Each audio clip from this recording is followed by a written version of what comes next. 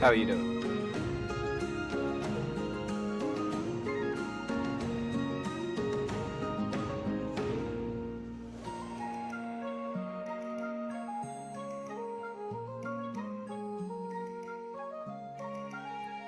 I am back, and I have clearly done more art.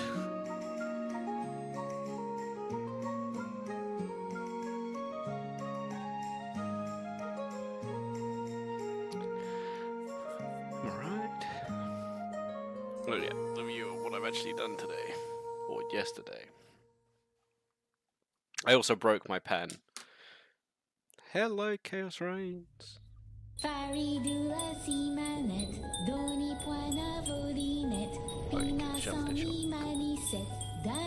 So I drew a sword and more potions. Notably the sword. Which is closer to... Still got some annoying drawing errors in here though.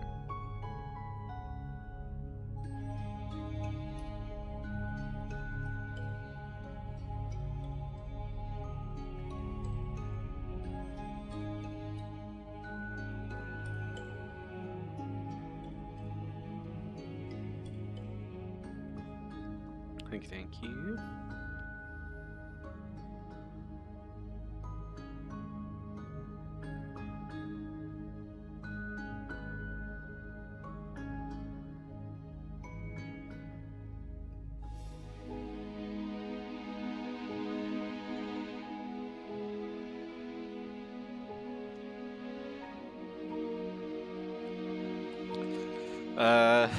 Right, what's in my list of materials to render today? So I actually have like a full task list of what I need to do. And we are behind schedule. Of course we are. It's not actually a surprise.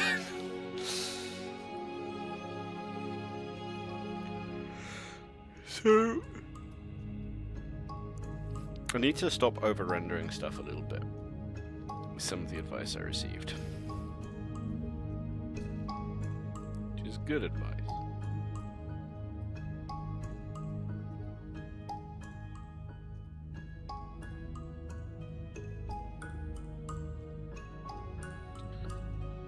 So, on my list of things to do... Style benchmark sheet. Fine. Character render sample, prop render sample, and 5 material tests. Okay, we're not actually doing terribly. As I read down my schedule, we just need to be quicker. This leather sucks. Well, leather always sucks. Okay, so...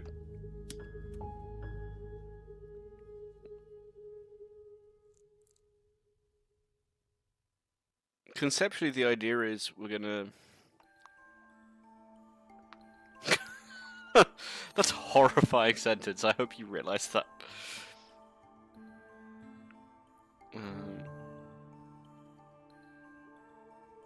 I don't like that strap at all.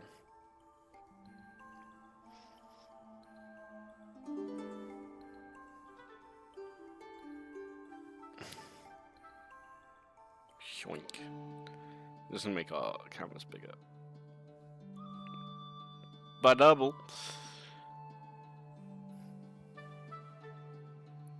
Yeah, but it is week 1. I have slightly higher expectations for myself than failing at week 1.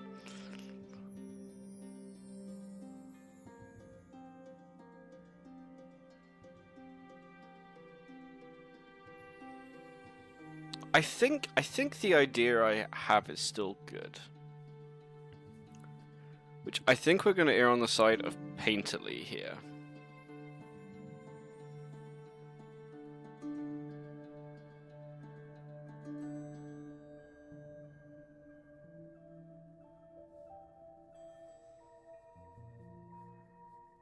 So it's going to be more about brushstroke placement than...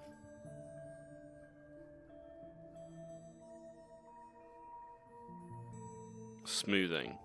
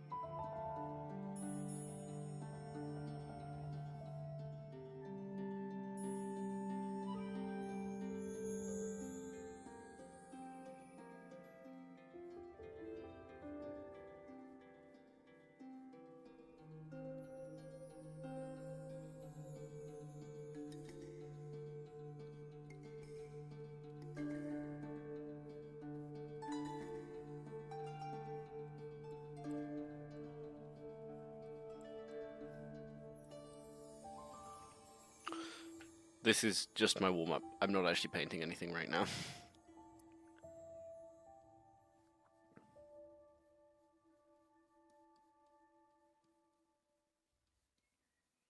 Let's choose something to paint. Okay, we're gonna do an maybe bone amulet.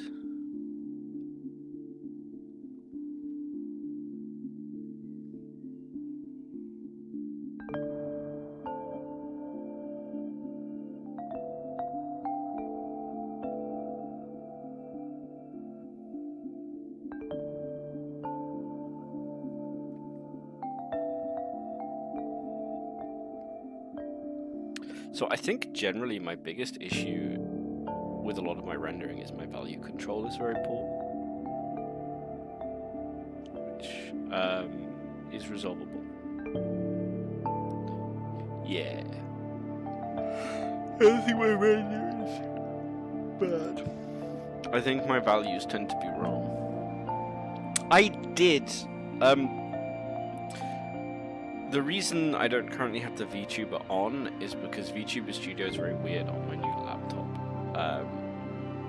And there is a solution, but it requires me to install an update.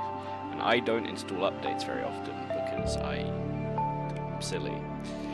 So I literally just need to press the update button, and then I'll be able to VTube again, which I'll probably do over the weekend, maybe, if you're lucky. I also need to find my model file, because I don't know where I put it. But that's fine. You can. It's very welcome. I really should make a Discord server, but I'll get to it eventually. But yeah, no, please. That's very, very kind of you. Fun optimism. Sorry if I sound a little distracted. I'm currently hunting through my references to find the thing I was looking for.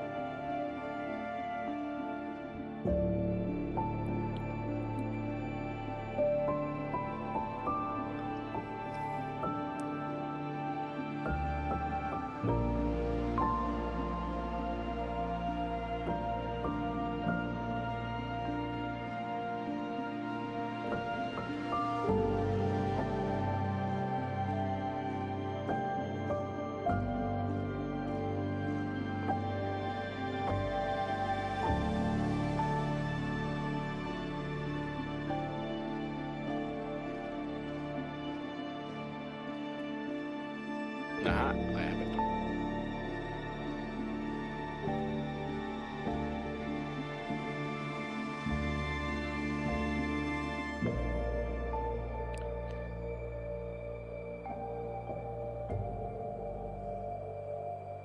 Fine. I will make a Discord server, maybe.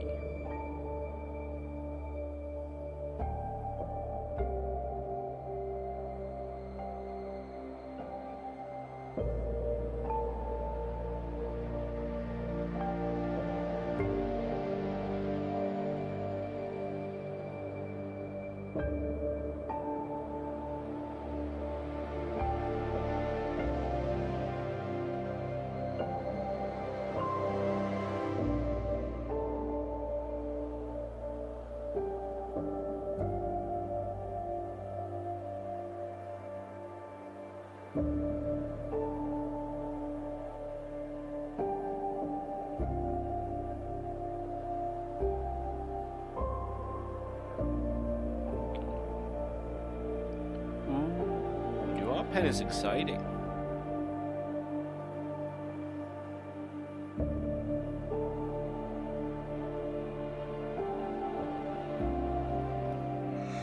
Very excited. Shows with a yawn. But no, that's cool. You know what? Pens are always fun. Horrifying. In the nicest way. Horrifying.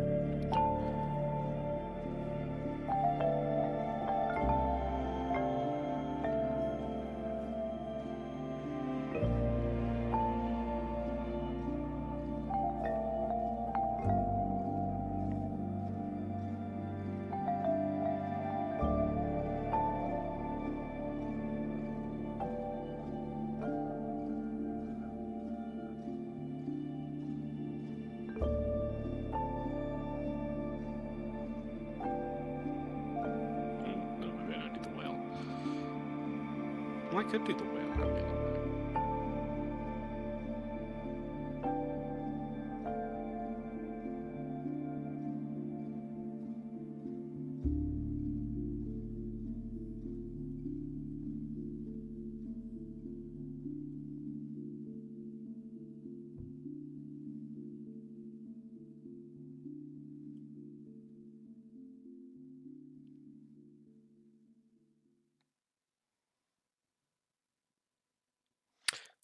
Let's do the thing I was actually thinking about. So, one of the things I'm going to be designing, these things called Ironsides. And Ironsides are going to be a fighter subclass for D&D. They largely are armored and use gunpowder weaponry, enhanced gunpowder weaponry on airships. Now, I can hear you saying to me already, but isn't that stupid to wear a bunch of armor on an airship because you'll fall off? And I would say to you, yes, that is incredibly stupid, except all of the Ironside companies provide their soldiers with a single one of these. And this is where we get story time. These are whalebone amulets, inscribed with runic spells in the shape of a feather, and they are a magic item that grants you a single use of the Featherfall spell.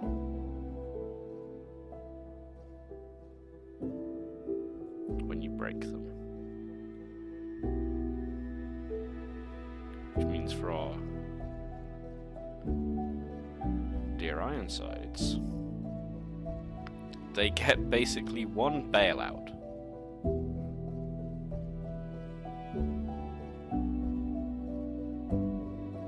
And that one bailout is this. I haven't decided if there's going to be a hero prop or they'll just be on the art for the Ironsides. But we may as well try drawing the whalebone, right? Which is going to be a process.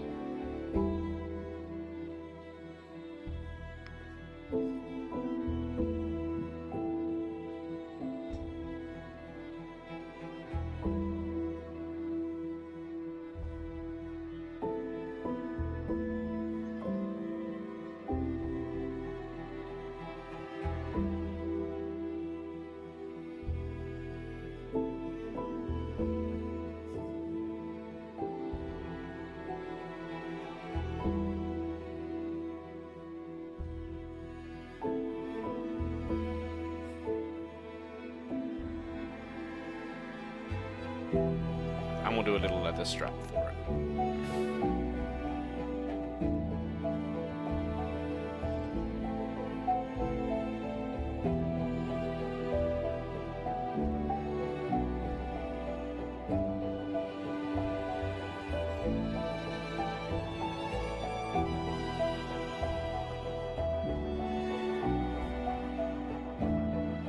Okay, so the majority of this is going to be painted in.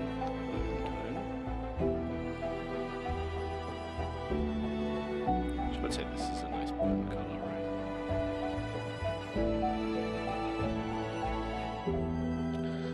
I'll do just a shade more dark and saturated for the reverse side.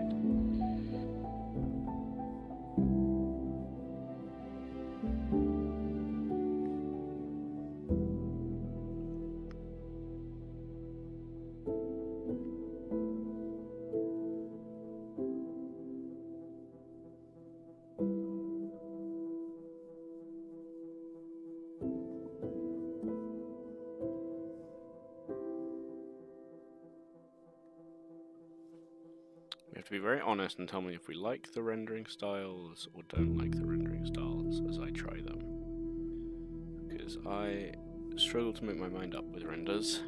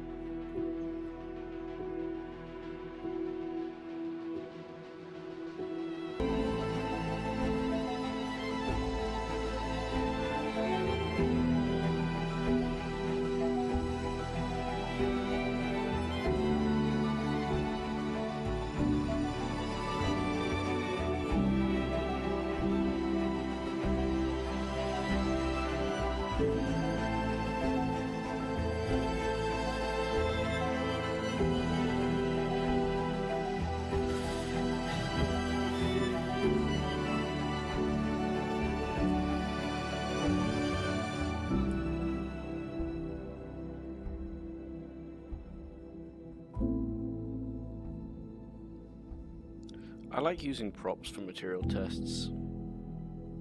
I think it's a little more dynamic and interesting than just doing balls and squares and cubes and stuff. I just think it's more interesting to really embrace the project. It's starting some of the visual design process before I get to that stage, which I also enjoy. Now, fortunately, I have a whole page of feather amulets. Okay, cool.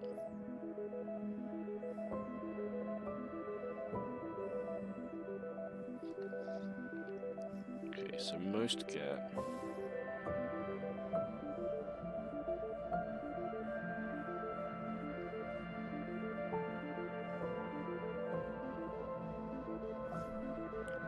Nice full spine.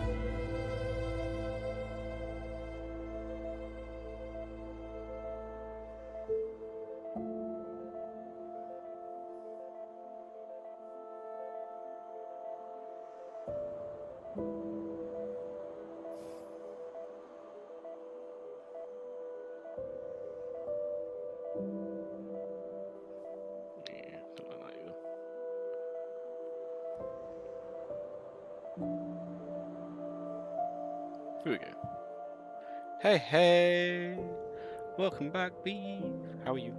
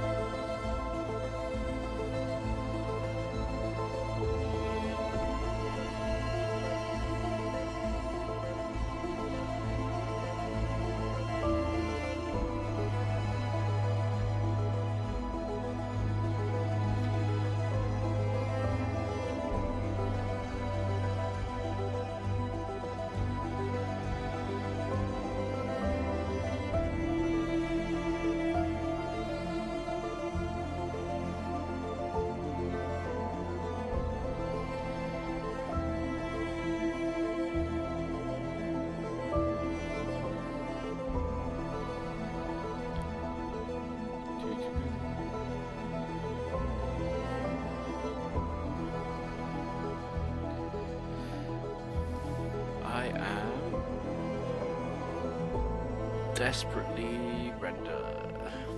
Inventing, I guess. Trying to really coalesce a rendering style.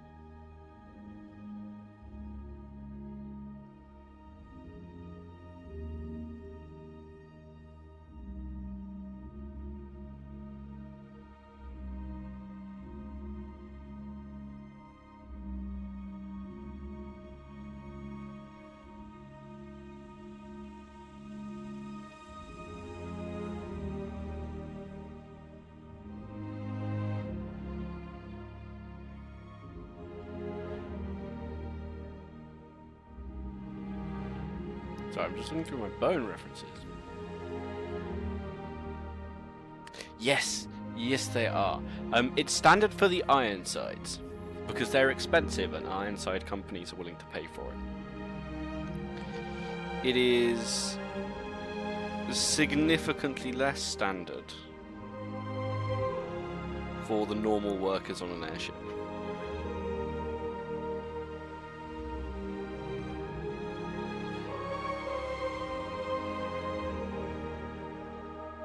Right? Because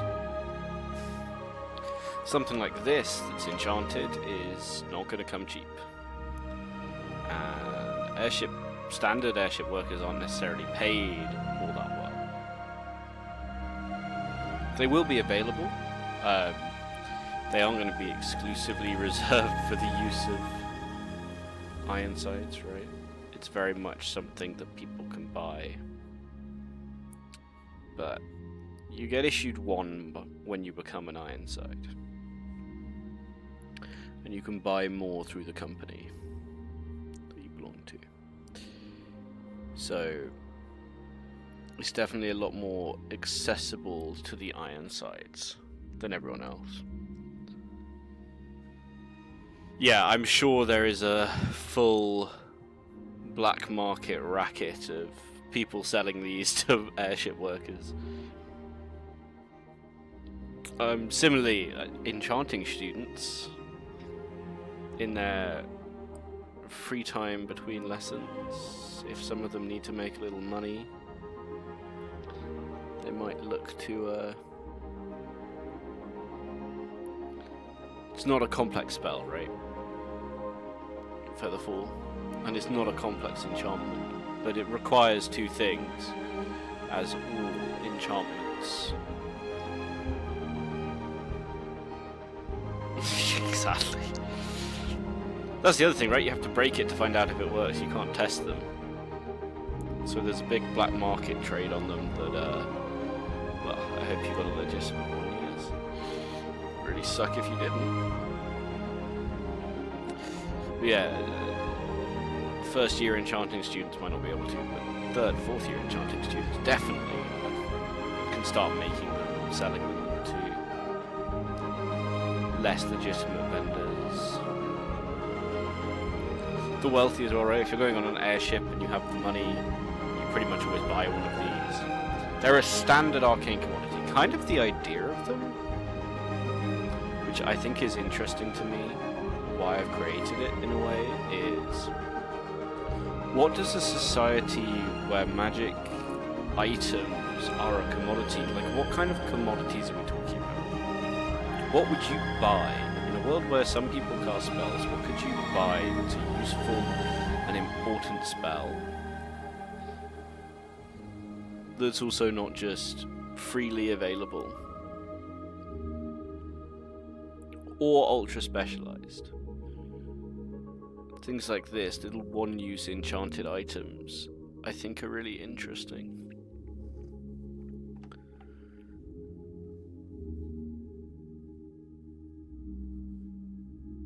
And of course, yeah, it also comes with dangers, right? If you choose to go the cut price method, you might not get a legitimate working one, and there's no way to know that unless you have access to,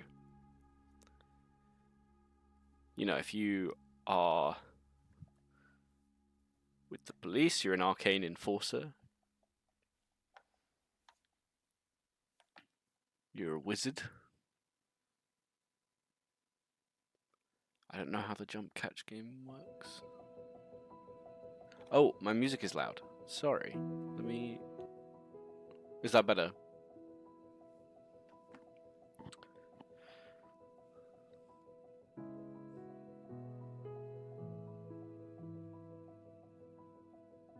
Yeah, if you're an arcane enforcer with detect magic or identify, it's pretty easy for you to tell. But if you're a normal citizen with no magical prowess, you're in trouble.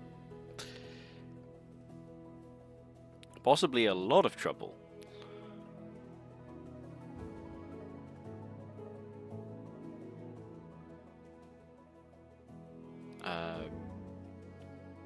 But yeah, a big part of it was trying to figure out how am I making a world that has a little bit more depth to the magic and economy. And it's like things like this I think are really good for that.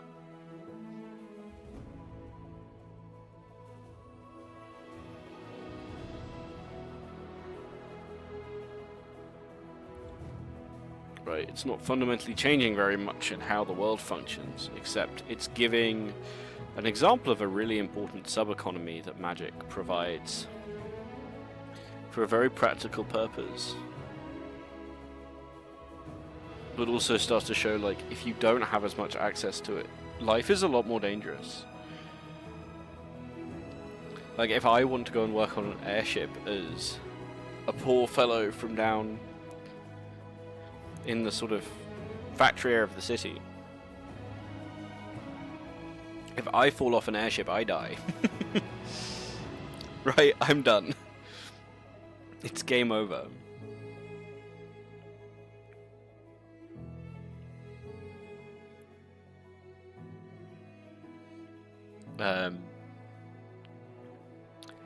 Whereas if you,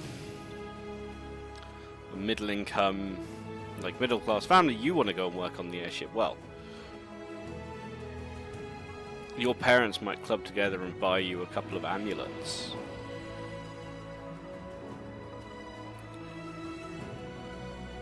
Right? Or if you can join an Ironside company because you've got that skill, or a whaling company because you've got that skill, maybe you get different access. It's where also like the Ether Runners have their packs.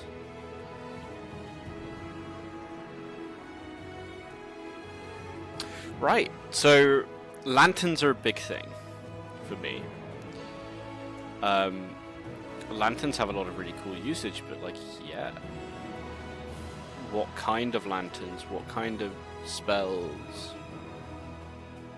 are all really important questions. And I think another one that's really important that isn't kind of discussed enough maybe is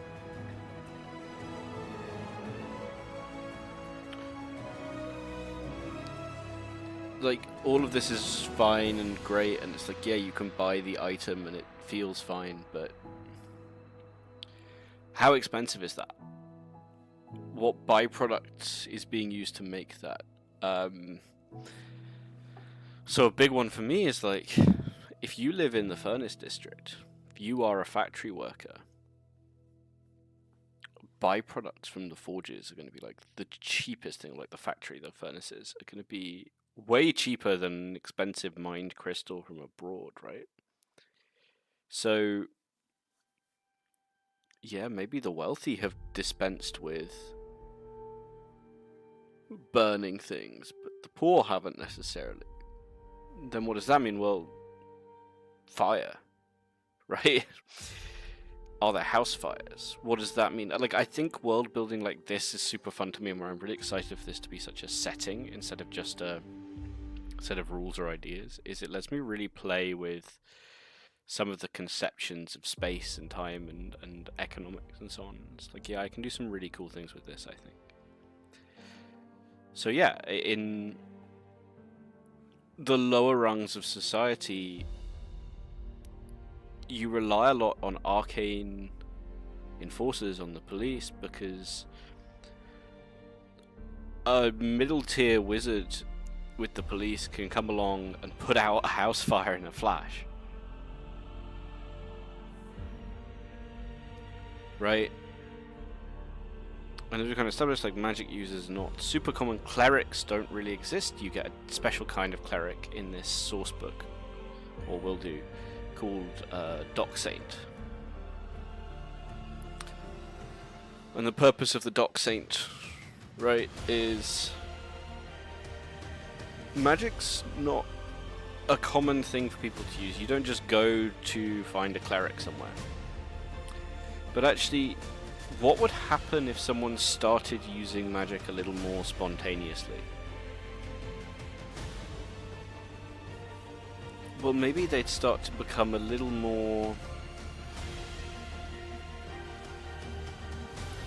worshipped individually,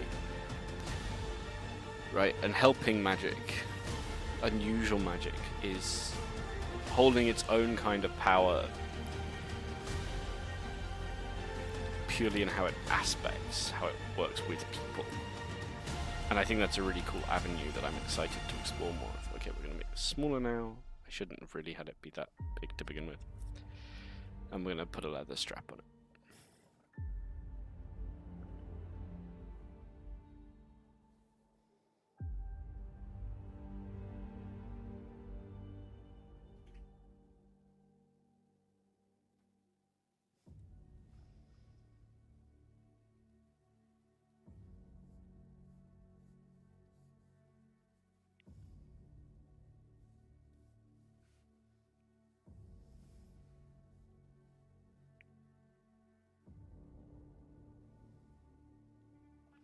So, this is where we get to some really cool things. So some of the ideas that, I mean, Beef, you've actually seen these. Chaos Reigns has had the opportunity. I don't know if he's read through them yet. So this is where things like, well, in the lower areas of the city, in the dregs of the city, let's say, that's where, well, that's where gangs are in charge, right? That's where criminal organizations have a lot more power and influence. And if a criminal organization has a lot more power and influence, there's a lot more to that, let's say.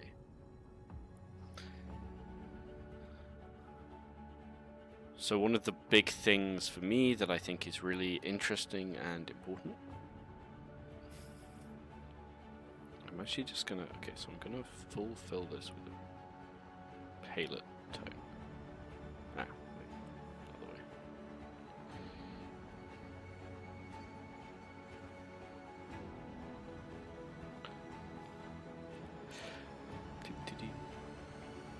Of course. But no, so it's like you have criminal elements and criminal organizations that are ruling an area. But actually, maybe they're partly the best option because they have access to resources that otherwise you wouldn't. And safety is a resource. I think this is a really key thing to remember about.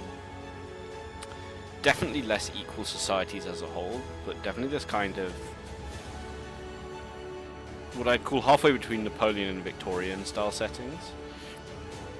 Napoleonic Victoriana type things, is there's a really interesting moment where you go, safety is a commodity.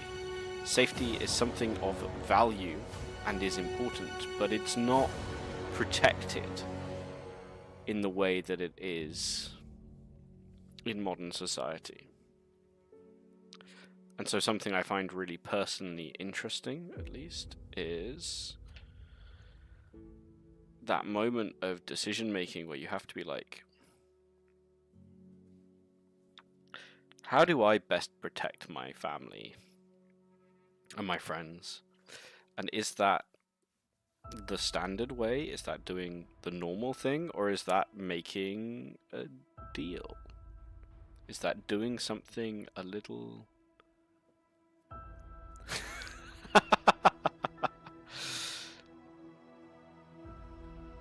But yeah, I think there's some really interesting avenues of discussion in that, but also I think there's some really interesting world building consequences to that. And so one of the big things is the Warlock subclass, which is kind of one I'm pretty proud of. The Warlock subclass is all about making deals. And those deals grant you access to specific arcane power on carefully written contracts. And the contracts themselves are the things with a lot of power. And the people who often write or sign these deals are the more impoverished folk with criminal organizations. And they are gaining a level of power which are giving them good and bad things, right? Upgrades and downgrades, but through a different lens. So one of the key design aspects of this subclass is that when you level up at specific level points, you get to make contractual pacts that give you upgrades or downgrades, kind of as I've implied, right? But the upgrade or downgrade structure is far less clear and simple and easy.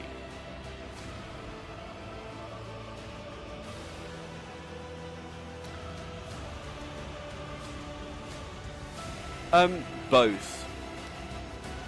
You know, they found a gap in the market, I guess would be the way I would say it. Which I know sounds horrible because it is horrible. But that's kind of how it is, right? They are fundamentally... This is a very loud piece of music in my ears. Jesus. One sec. Just turning the music down further because I can't hear myself think. Yeah, a big part of it is like, yes, they absolutely are doing kind of a good thing in terms of they are providing a service to the city that no one else is providing. And there is some value in that. Right? It can't be argued that there is nothing of value in helping and protecting people. You know, they do provide a fire service. They can arcane put out fires. That's what the police do. Like, they're doing the same thing. Right? But there's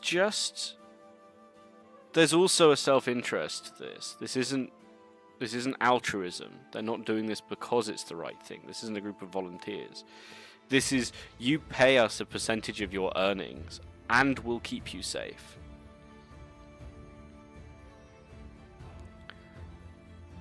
You know, there is an interplay there, which I'm sure part of when I write up sort of some of the more lore-y, story elements to the sourcebook, I want that to be something that players think as well, right? I want in the player's mind there to be a slight interplay of who's the person I should be working with here? Who's the good guy? Because maybe it's not the police always. But also, that doesn't mean just because the police aren't always great that the alternative is always going to be better either.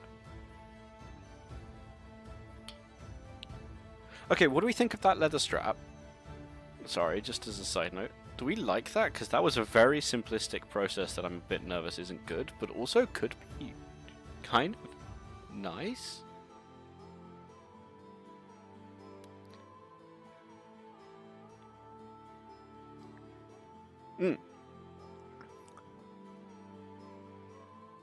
So, weirdly, I take a lot of inspiration from Victorian society. There's a really interesting thing that happens with disability in the Victorian era, which is for the first time, people like societally start to... Actually, it's not for the first time. It kind of exists throughout medieval England as well, but it definitely becomes a much more noticeable focal thing of like in the Victorian period there becomes a social responsibility to care for those. Yeah, I think you're right. I think the inside loop is too light still, isn't it?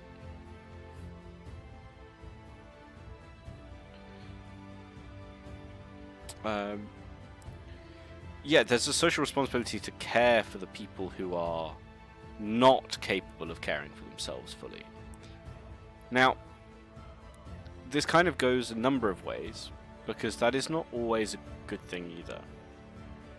There's a social responsibility and accidents happen, and magic, as we've kind of discussed, right? It's not a low magic setting, but something like healing magic, there aren't a lot of clericy, there aren't just temples you can go to be healed. So, yeah, if you get injured working in a factory, how does that work?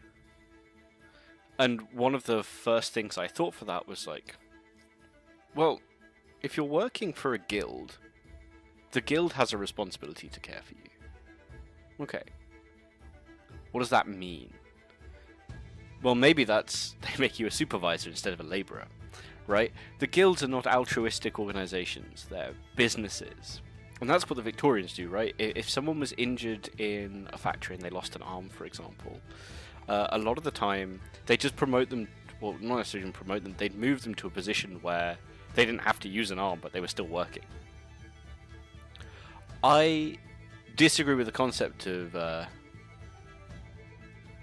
yeah, like, magic just removes disability. Disability still exists in this world, very much so. Injury still exists, and actually, I want to put in a mechanic for players where injuries can exist, and there are solutions to that. But yeah, a complex prosthetic, an enchanted prosthetic, which is actually the thing I'm going to draw next, ironically. I'm going to draw an enchanted wooden leg to do my wood practice, but an enchanted prosthetic is universally going to be cheaper than healing someone's leg. Right? But that's still expensive.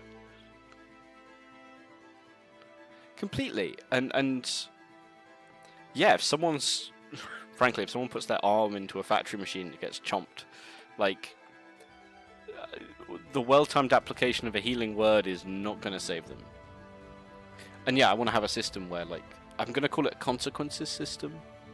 It's the kind of thing I really love in games generally, but like, yeah, if you make a decision, there's not necessarily going to be like a magical cure-all to fix it.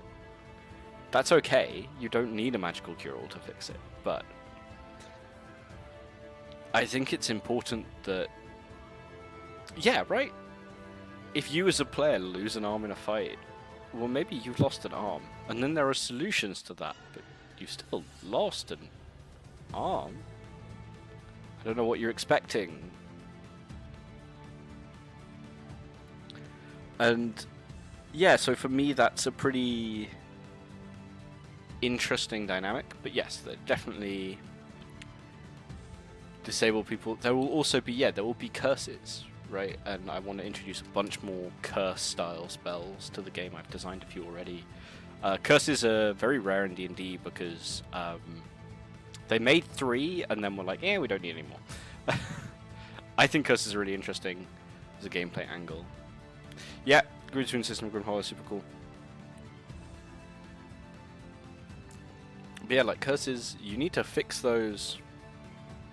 I mean, D&D also has item curses and things, right? But spell curses. But yeah, you need to fix a curse before you can heal the wound, maybe. There may be access to regeneration style magic, restore your form magic. I feel like that comes more under wizard transmutation than cleric healing. I feel this quite strongly. I've noticed this to people before. It's like, actually,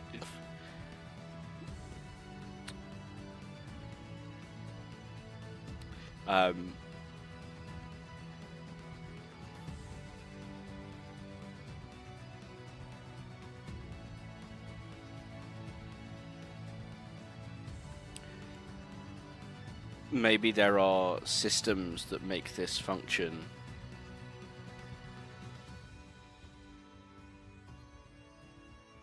more interestingly.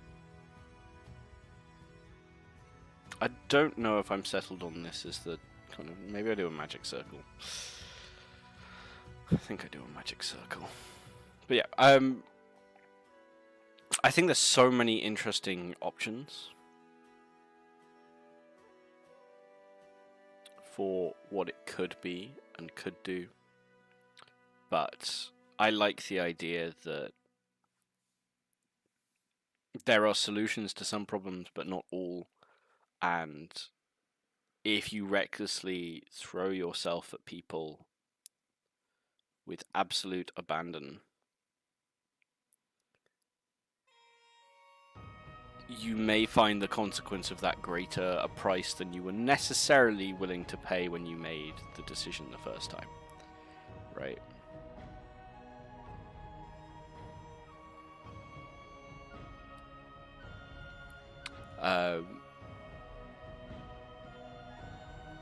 There's definitely... I have some ideas in mind for that.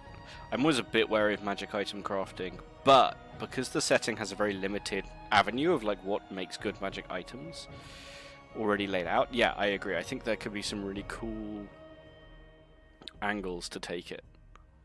There are 5 or 6 interesting little systems that I really want to explore adding. I'm doing the setting first, obviously, setting and subclasses, and then depending how far I want to take it. Because I want to publish the thing, right? I'm very enthused by the idea of actually publishing it. I've undertaken that as a goal now. And so within that, it's like, okay, so what could make this really interesting and what could work? What can I playtest that would be interesting? Because it has to work for fun and gameplay purposes.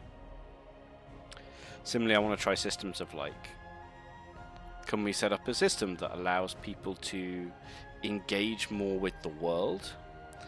So in this case, like working with organizations, setting up organizations, promotion systems within organizations, that kind of thing. One of the narrative things I want to play around with is the idea of like less free-form D&D. It sounds weird, but a D&D campaign that structures more around a given like role goal. If I am a whaler on a whaling ship, maybe my campaign can revolve around this whaling ship, and there's the city, and that can revolve around an interplay like political thing, and you can play with that. But like, maybe it gives you opportunities to play games that are focused around more niche things, more unique things as well. Alright, I kind of like that design. I like that necklace. So, now what I'm going to do is we're going to take this.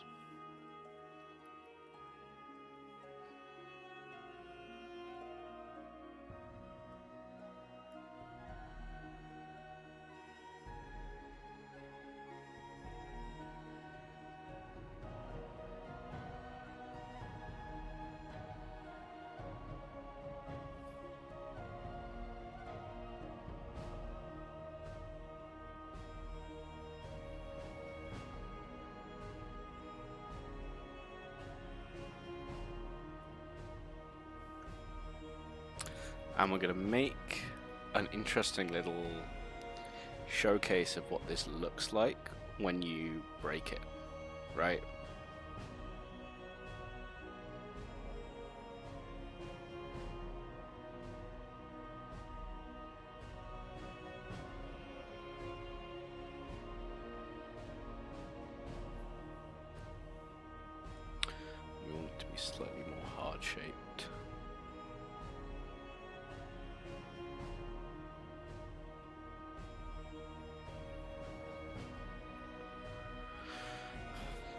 this is actually helpful because I want to...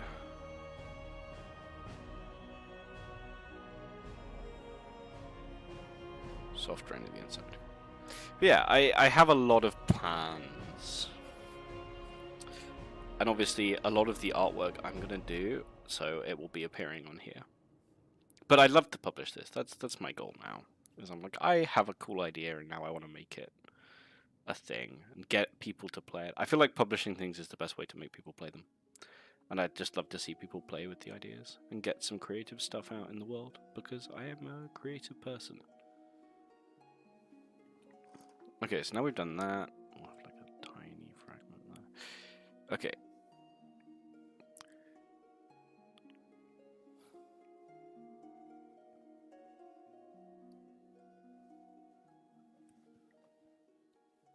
What color would we think Featherfall is? I'm thinking maybe...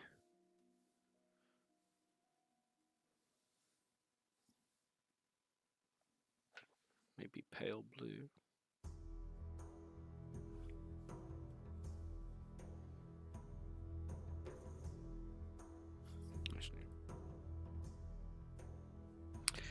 There is somewhere in my brush set, which is a shiny new brush set that I'm actually very excited to be using. From one of my favorite artists. But very excited to be using this brush set. And supposedly within here somewhere there is a neon brush, which I really want to try. I actually thought this would pick this out slightly easier. There we go. Right?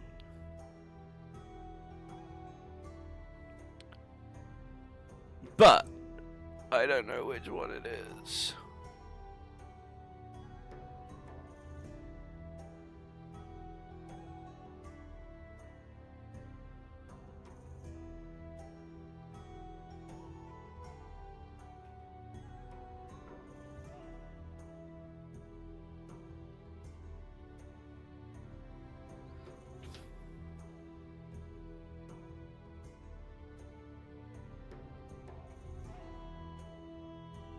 Oh wait, this brush is super cool as well.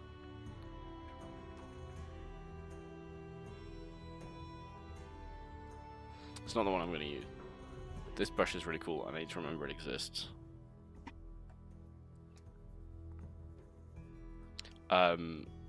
It's an edge tool, so it's hard on one edge and then it moves to soft on the other edge, which is just my big fan of that kind of brush.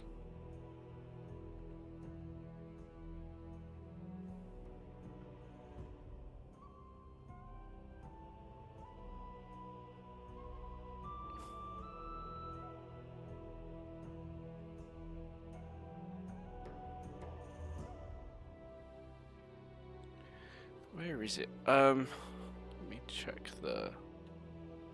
Yeah, a really useful brush.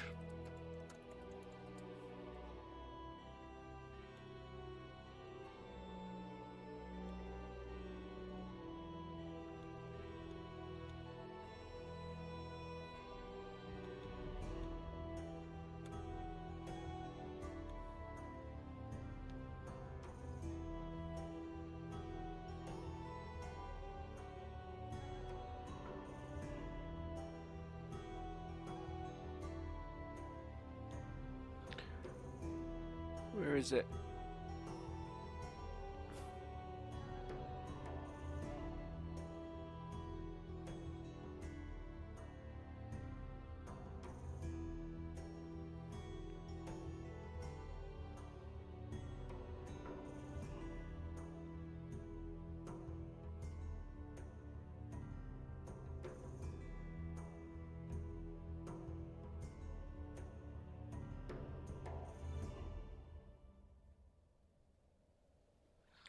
Okay, it's there, supposedly. Let's see if I can find it.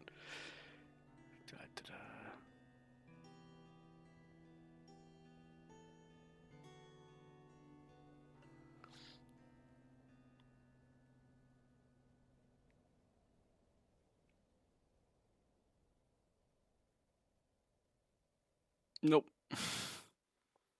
They're not in the right order.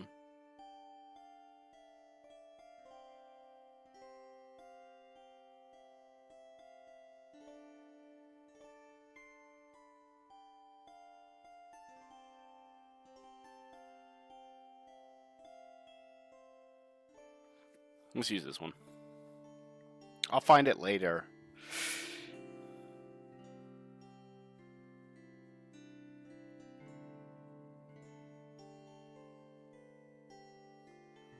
It's actually fine. We're gonna do it that way. We're gonna do this slightly differently. So in my mind, there are two ways to do the base glow. You can either paint it in, or you can do this where you erase after.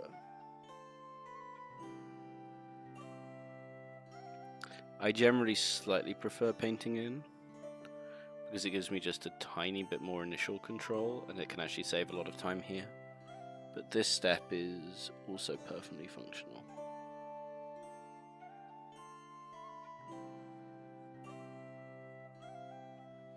I've designed a lot of VFX, can you tell by how tired I sound by this process?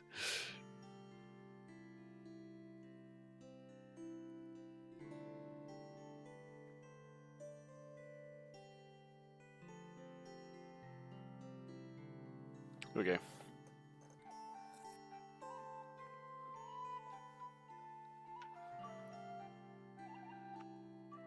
You can do whatever you like, Acidic Soda. You're very welcome. If I regret saying that afterwards, I'll regret saying it afterwards. But, yeah, feel free.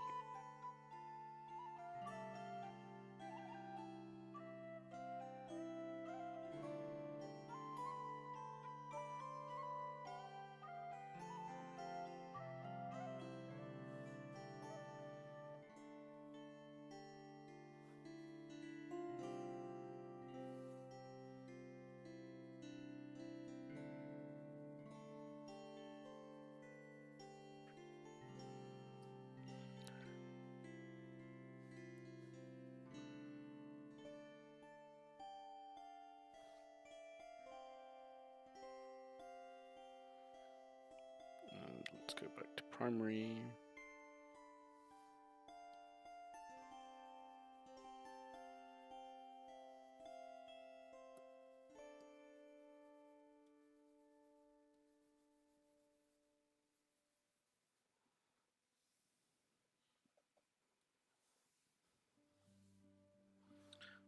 Big.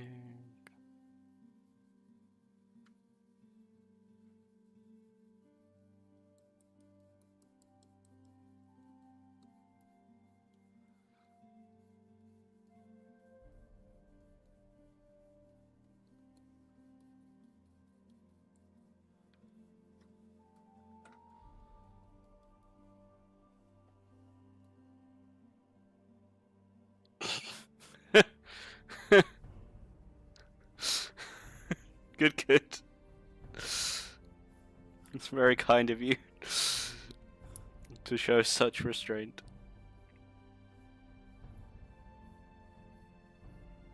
Okay.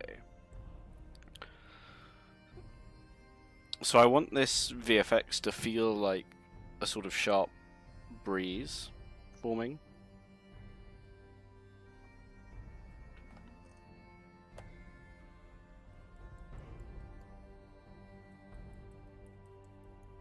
Downward pointed around the edge of this feather. That's the idea.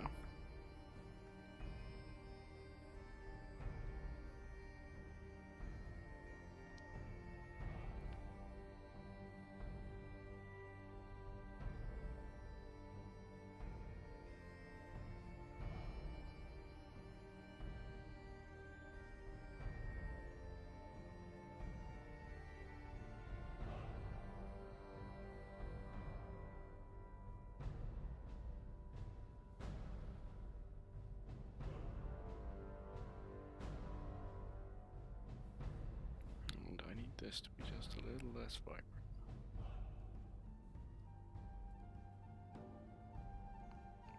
There we go. So I feel pretty happy with that. I didn't need to do the snapped one, that was for fun.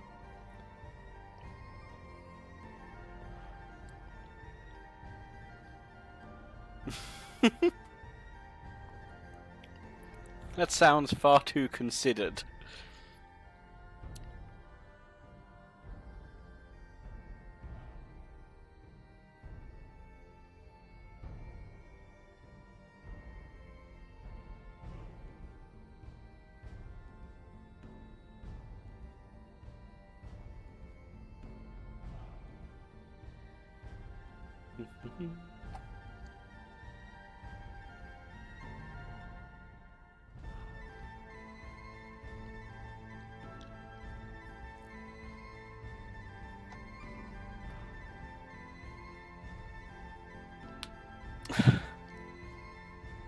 Okay, window wooden prosthetic leg.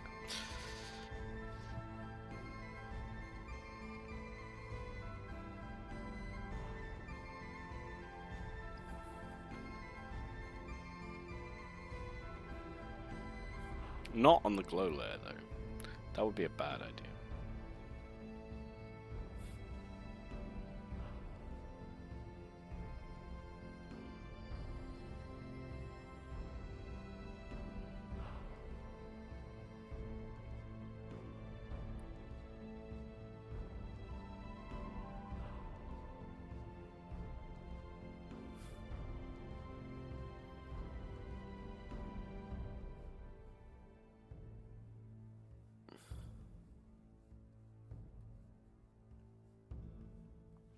Weirdly.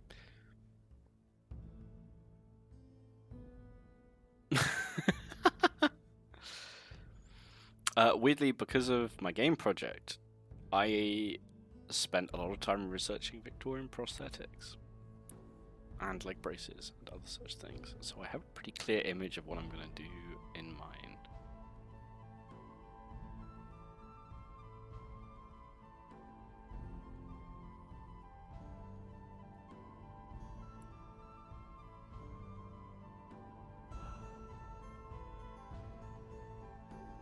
So this, I'm just going to use an example of this brush that I discovered I now have.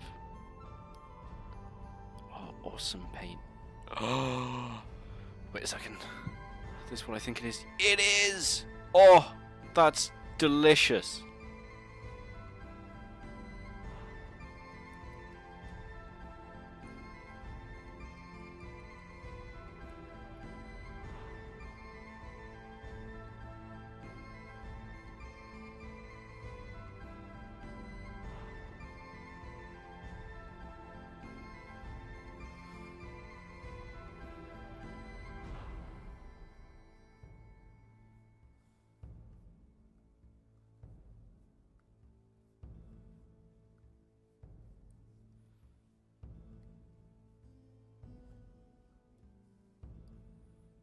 Oh, and that's even better, because it's angular.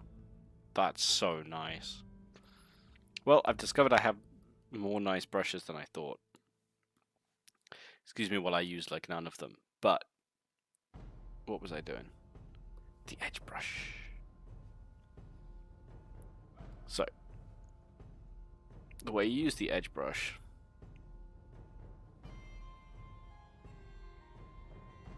it's not like this.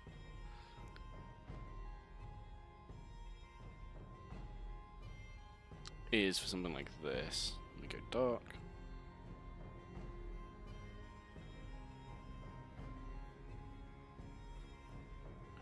Oh wait, I did it the wrong way.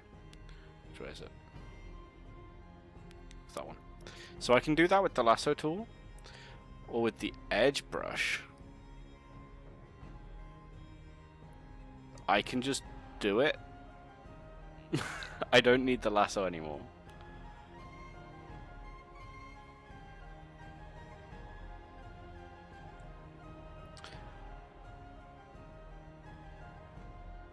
And because Photoshop brushes are actually super smart, this does slightly more than it looks. So if I load that down. So if I go to the left, it does the sharp edge at the top, and if I go to the right, it does the sharp edge at the bottom. Which, if I'm a little more gentle with it, means I can start setting up like proper interplays. It's super cool.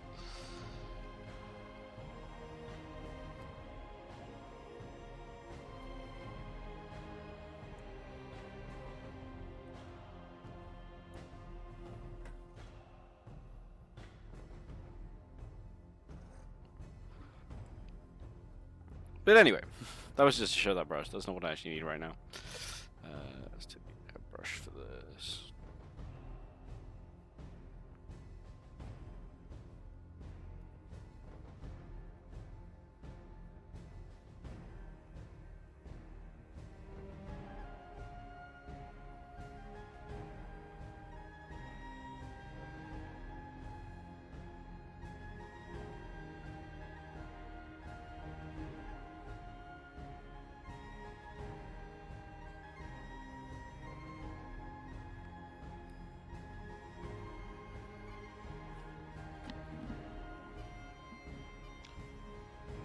Anyway, that's me messing around with stuff.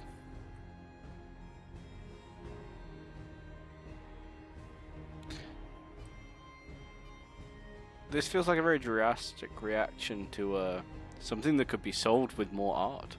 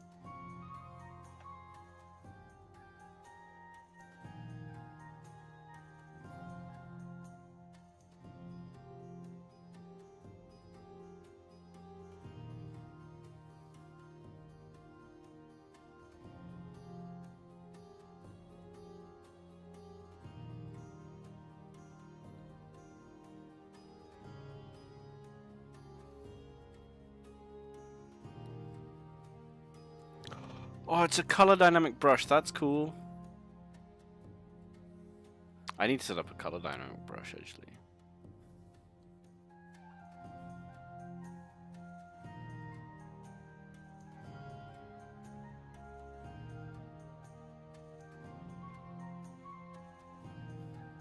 These are smudge brushes, wait.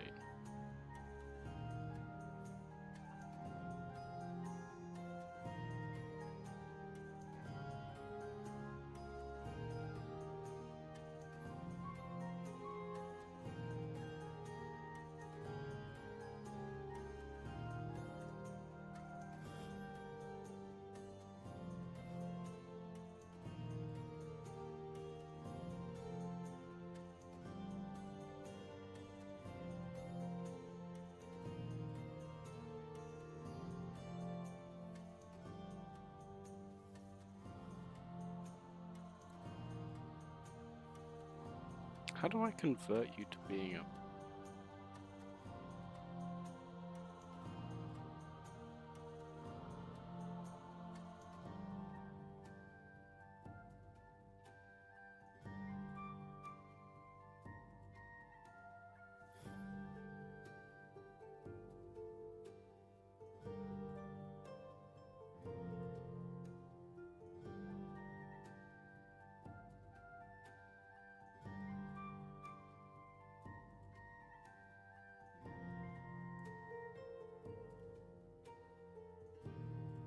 Okay, I can't figure out how to do that, so we'll do that another time.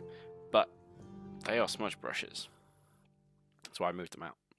Okay, what was it in? Primary.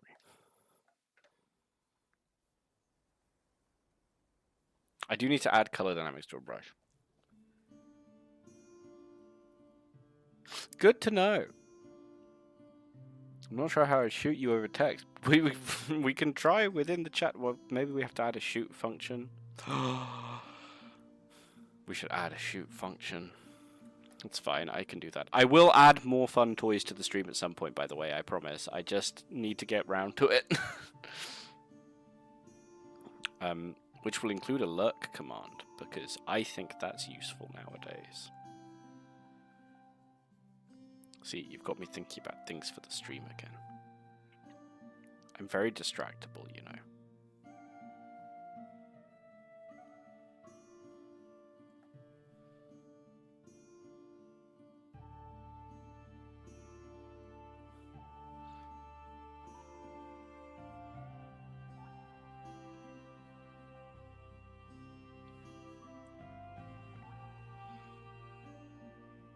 Right?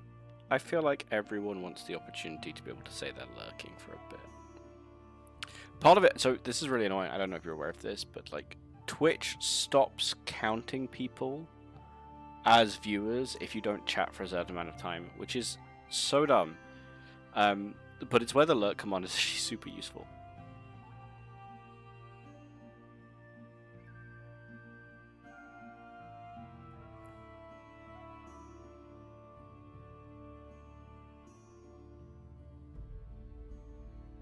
This means you... I just need stuff for people to redeem, basically, occasionally.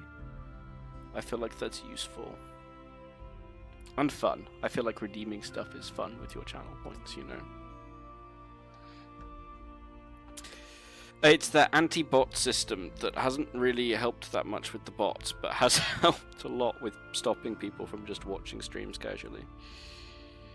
You know. Classic Twitch.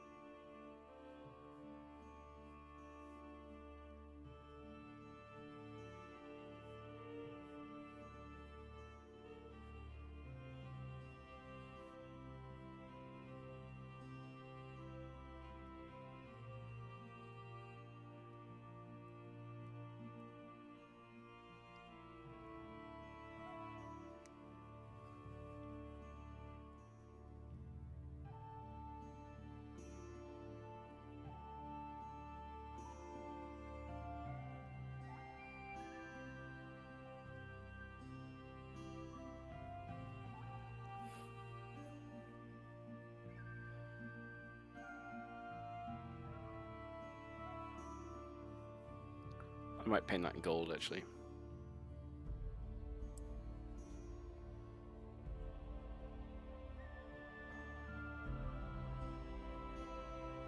Expensive leg prosthetic. Feels like it should be gold.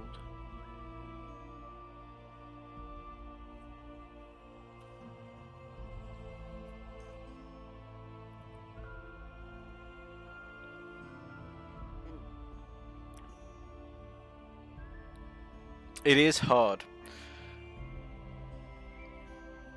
but it makes you type.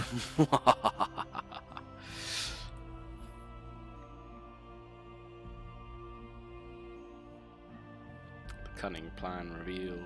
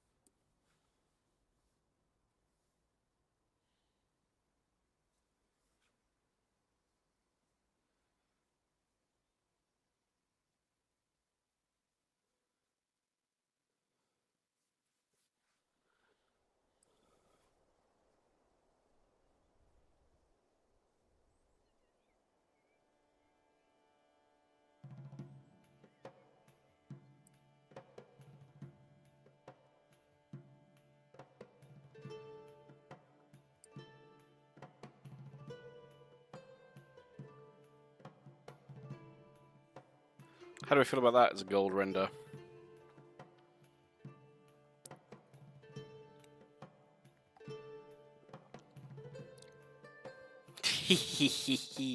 I gave you all something fun to do so that you gave me better stats.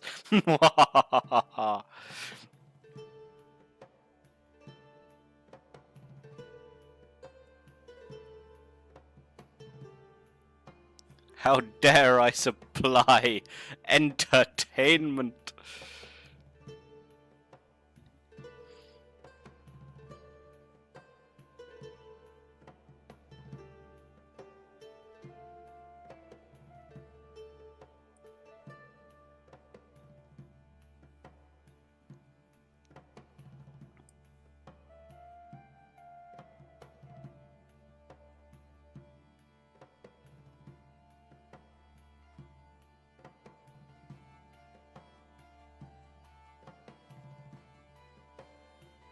No, that was the humorous devious laugh. We saved the devious laugh for being devious.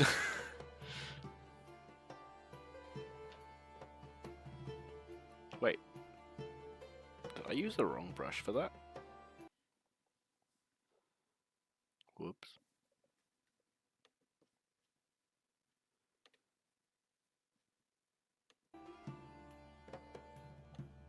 We're gonna find different music as well, because I don't love Adrian Ziegler. Let's try this one.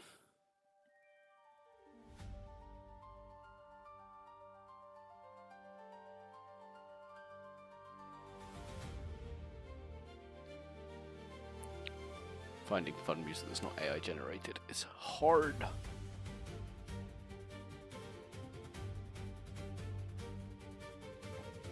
Okay, we're painting wood. That's what I need to keep in my mind.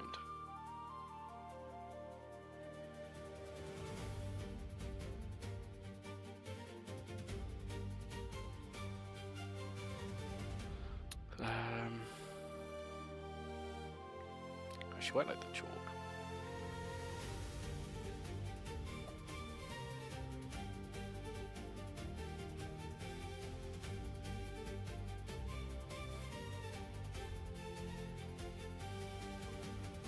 Okay, let me grab my refs. Find where the wooden refs are.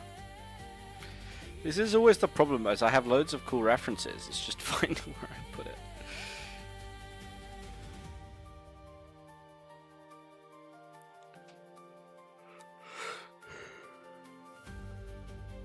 Not that one.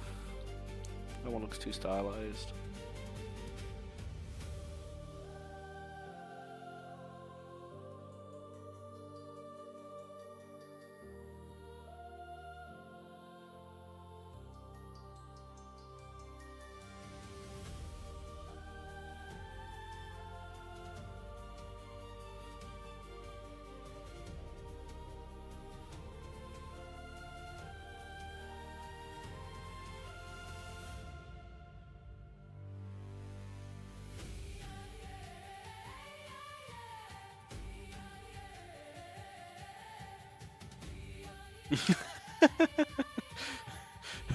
The respectfully was perfection. I hope you realize that.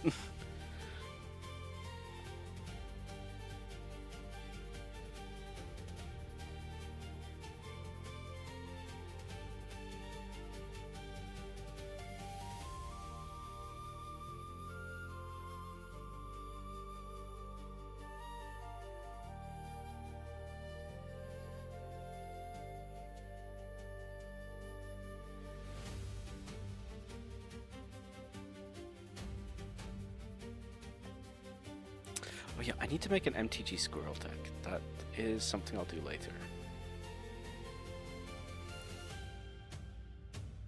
Is it really that simple for wood? Yeah.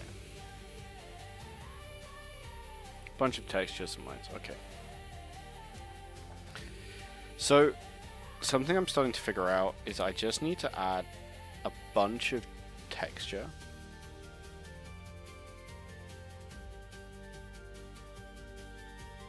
With little brush strokes. Then a few like key point textures is what I'll call them.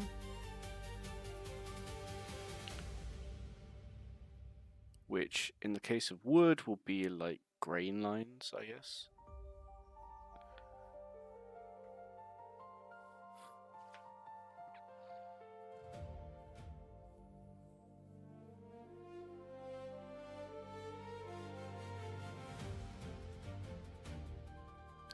I'm trying to figure out, again, like just one core rendering style that I can keep for this whole project.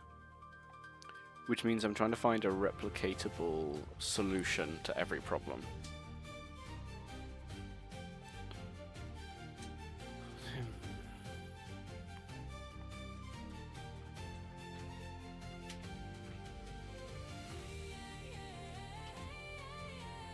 Ooh, Kafka's fun.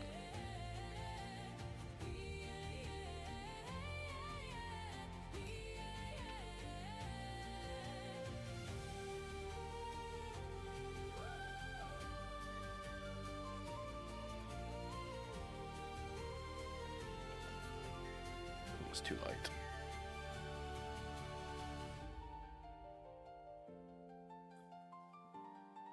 See, this thing, it's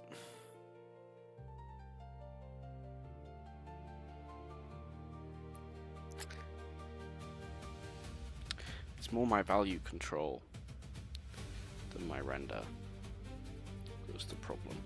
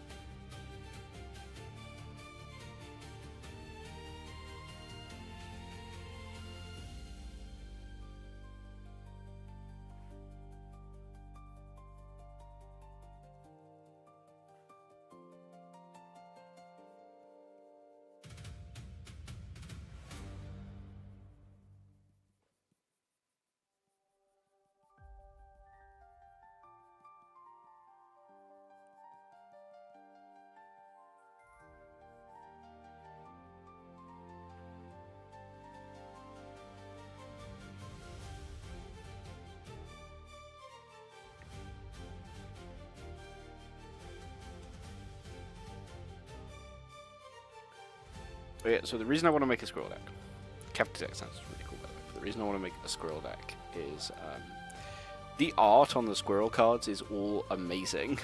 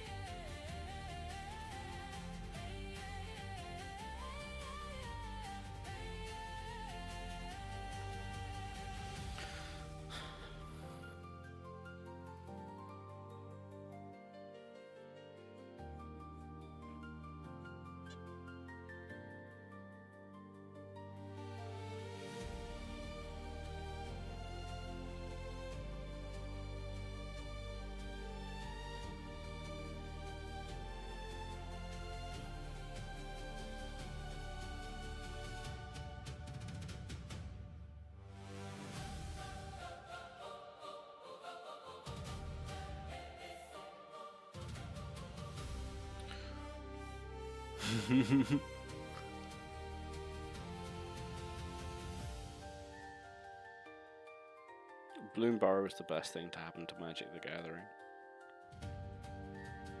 And I stand... Well, Eldrim was pretty good too. I loved Bloomburrow so much.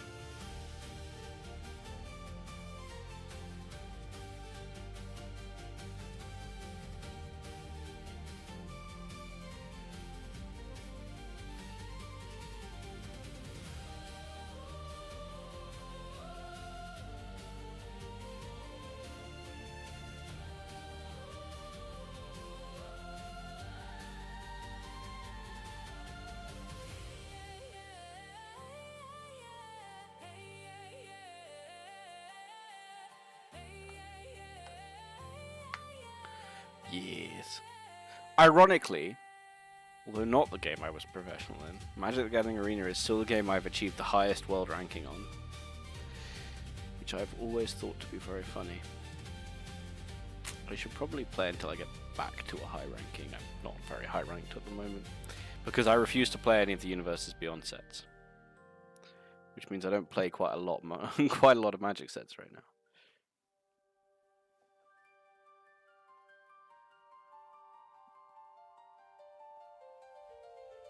I used to. I got to the top 20 on Magic the Gathering Arena. Only once, though.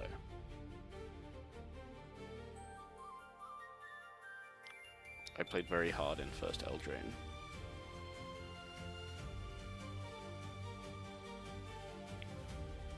But I hadn't played very much. That was my first actual set, was War of the Spark. So Eldraine was my first release set that I played through, and I really enjoyed it. And then I never played as much as that set.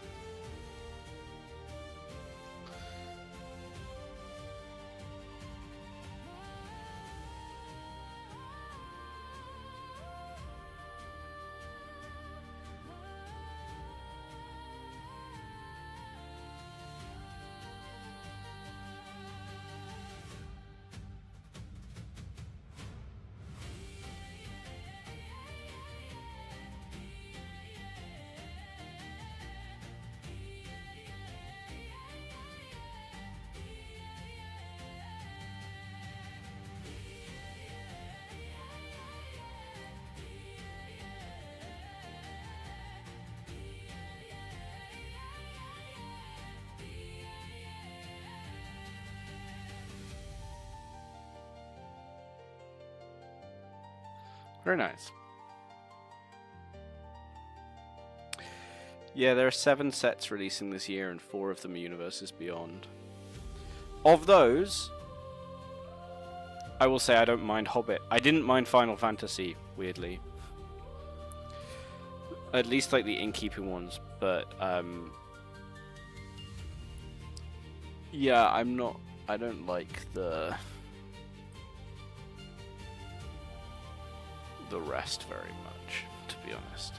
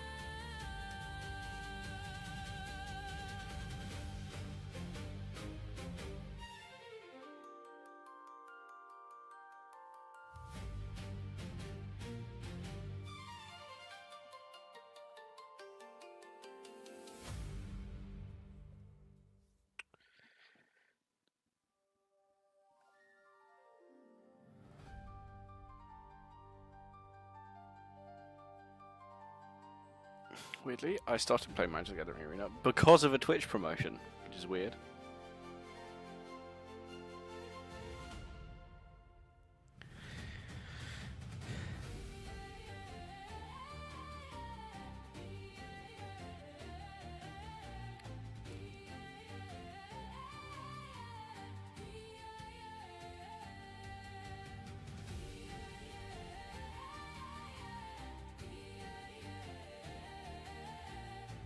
I don't own any Magic cards, sadly, so I've always played digitally.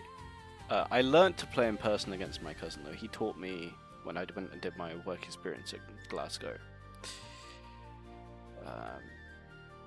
which is pretty cool.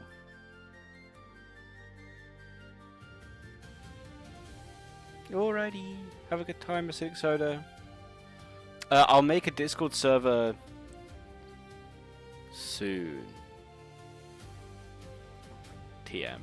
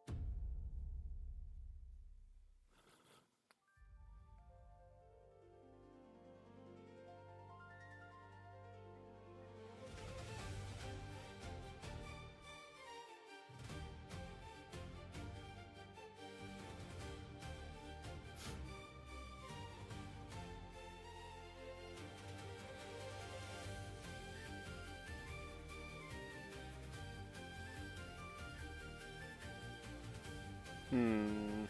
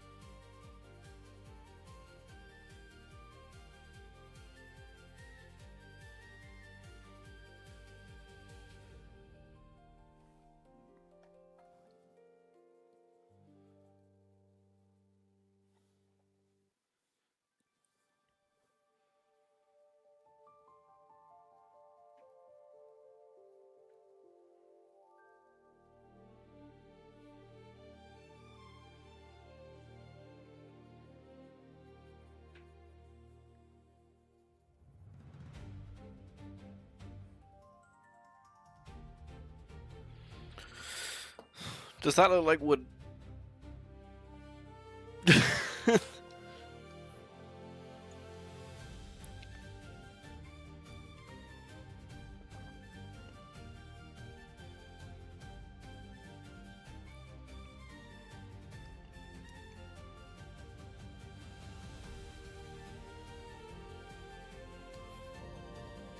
Does it look nice? The second important question.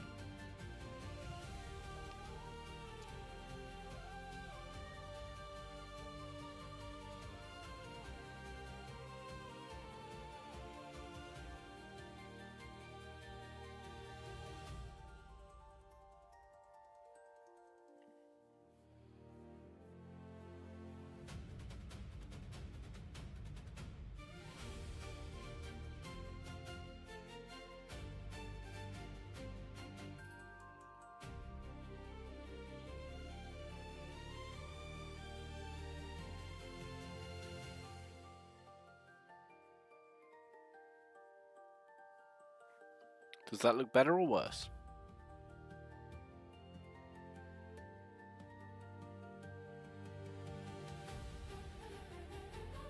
This is a genuine, very important question, this one. Better? Nice.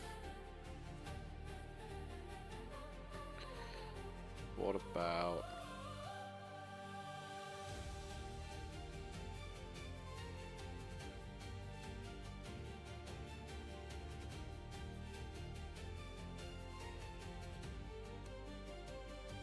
that? Does that look more like wood or less like wood to you guys?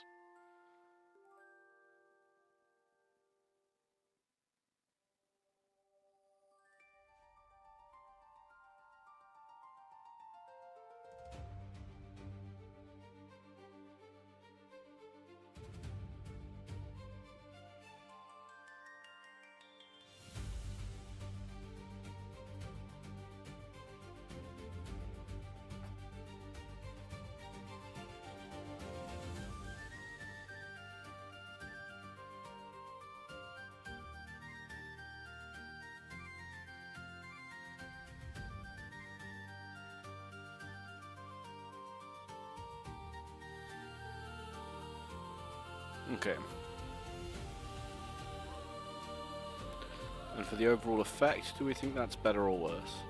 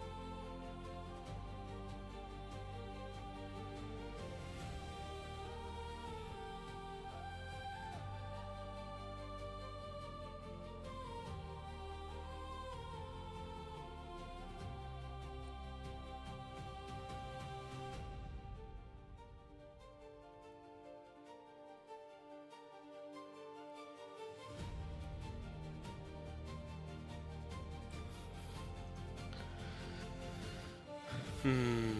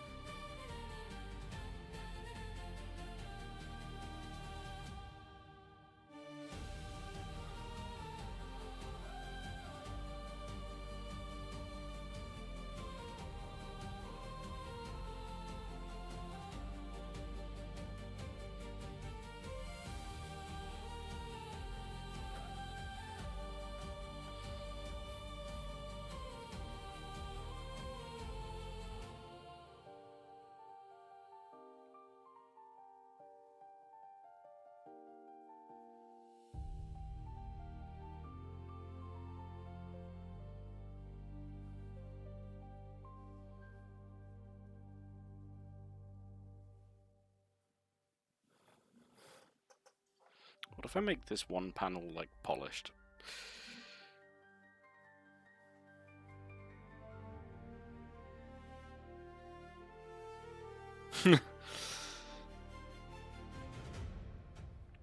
That is a pretty brutal subclass, I'll be honest.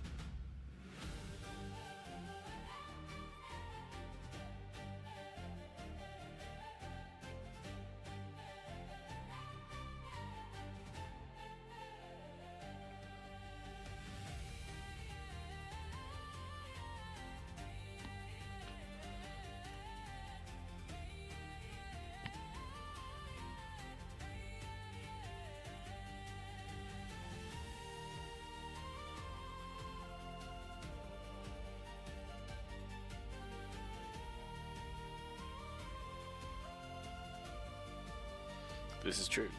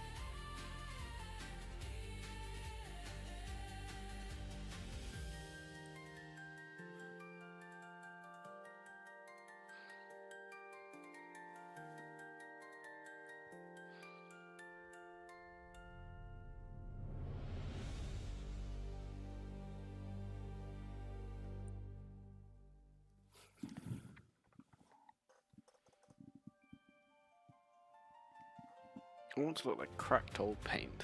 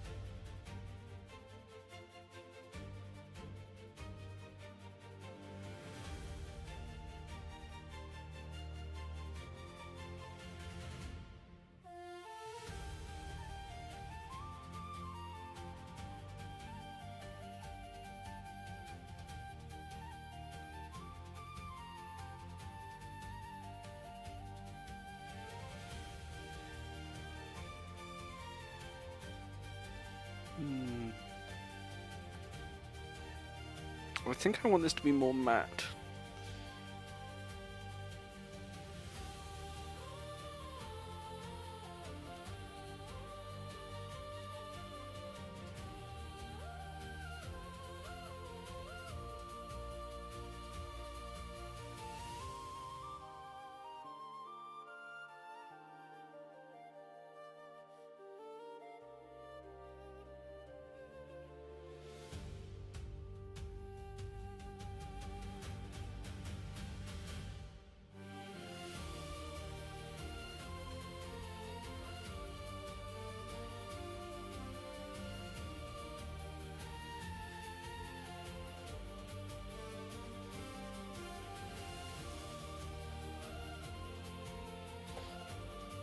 Yeah, I think that's the first thing I need to do for it.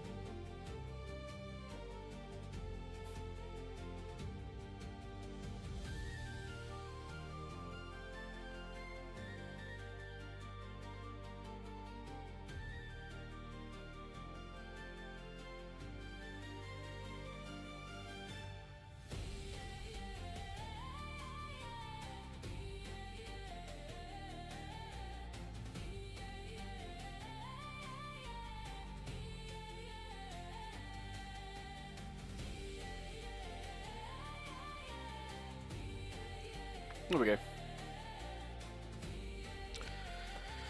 Does that look too stylized?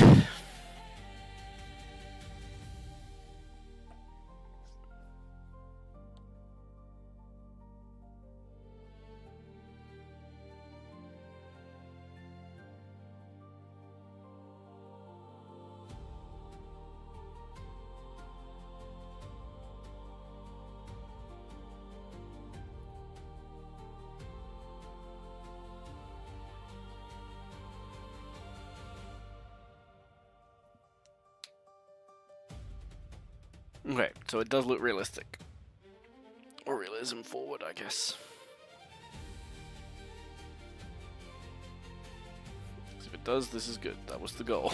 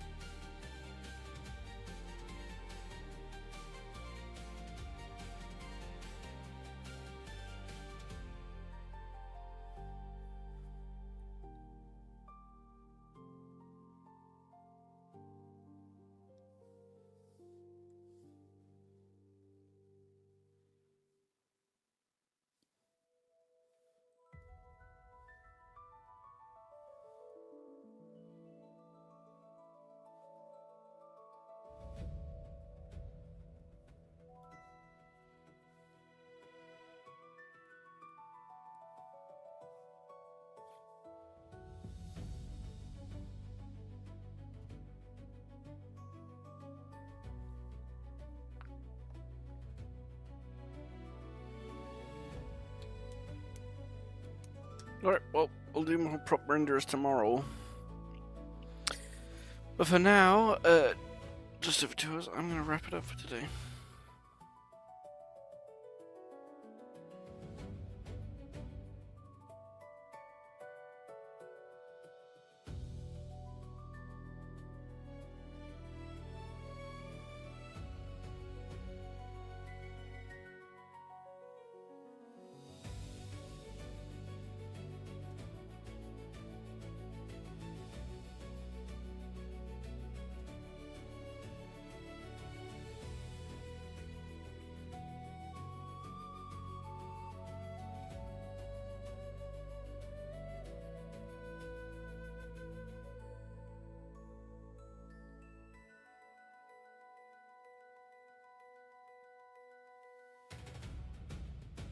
Alright, let's find someone to raid.